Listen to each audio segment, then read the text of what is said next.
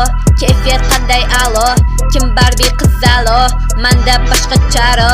Alo, kayfiyat qanday alo?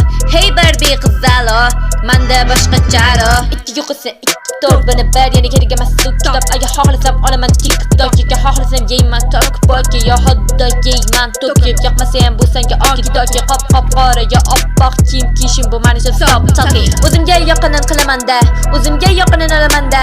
Kim uchundir yesh bilaman-da, lekin o'zimga kerakini olaman-da. Bilaman nima qilishimni, aql o'rgatma qilishingni. Men bilaman nima qilishimni, men bilaman o'zim bilishimni. Alo, kayfiyat qanday alo?